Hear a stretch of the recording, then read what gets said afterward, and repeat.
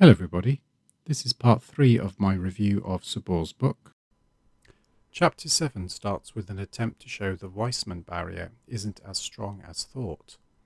He mentions Darwin as not being supportive of such a barrier, even though Darwin did not know about genetics. Darwin's idea of pangenesis and blended inheritance was an attempt to explain how characteristics could be passed on to offspring. We know now how genetics works, so this idea is discarded. Subboor tries to give a real-world example of epigenetic changes, but his example only covered one generation, so environmental factors would still affect the offspring. For example, look at the case of a pregnant woman smoking. The smoke from her cigarettes damages her health and directly damages the health of the baby and can also damage the reproductive organs of the baby. So 3 generations can be affected, but this is not from epigenetic changes being passed down. This is from environmental effects damaging the DNA at one single time period. Epigenetic changes can be inherited in mammals, but this phenomenon, known as transgenerational epigenetic inheritance, is limited and not as common or robust as genetic inheritance. Studies have shown that the Weismann barrier is not absolute and that some epigenetic changes can be passed on, but they are limited to only a few generations. Subboor tried to use this study to support his conclusions, even though the study only looked at 2 generations. This is the other study that he has used to try to confirm the persistence of epigenetic changes. In the original article, genetics is not presented as the primary cause, but as a complementary mechanism, and it does not quantify over how many generations the epigenetic changes are maintained. There is another blind reference to Noble without supporting evidence. Quite how Noble is supposed to say it's epigenetics and not natural selection that is the origin of speciation is not explained why.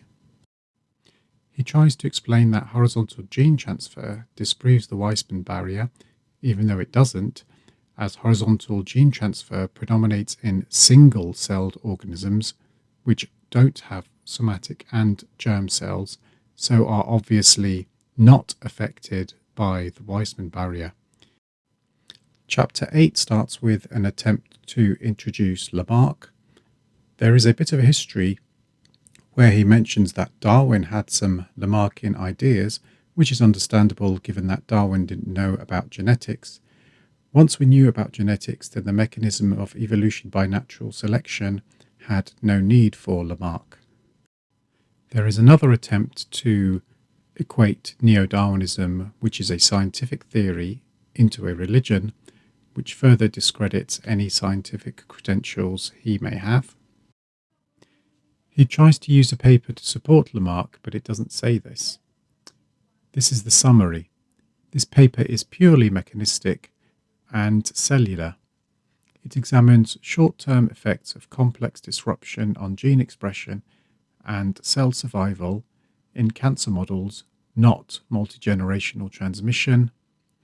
It actually only shows how epigenetic changes in mice sperm are transmitted to 1 generation. There was no study beyond that, so no possibility of commenting on inheritance. He then describes genetic assimilation without naming it, saying it's too rapid for the natural selection of neo-Darwinism. However, genetic assimilation is an example of neo-Darwinism. He finishes the chapter by trying to insert his other favourite third-way scientist, James Shapiro, into the Human Genome Project.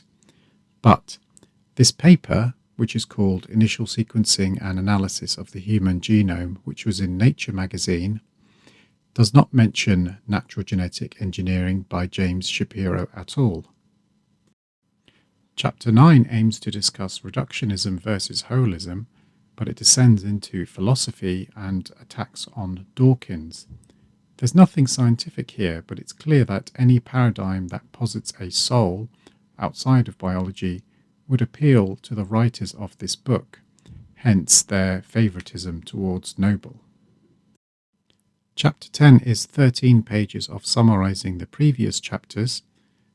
Chapter 11 is more philosophising from the other author, Salman Butt, and how Noble's ideas are more appealing to him. We then reach the concluding remarks of the book, where the two authors' disdain for Dawkins and their philosophical and religious agenda becomes even clearer. To just highlight how unscientific this book is, the very first word is atheism, and the book ends with a quote from the Quran. So now that I have finished my 3-part review of this book, does it have any good points? Actually, there are 3 good points. Firstly, it reminds us all how stupid and unscientific the authors are. Secondly, it's available as a download, so no trees have to die to make this book. And thirdly, it's available free, so nobody has to waste their money on it. Thank you for watching, and please let me know what you think in the comments section.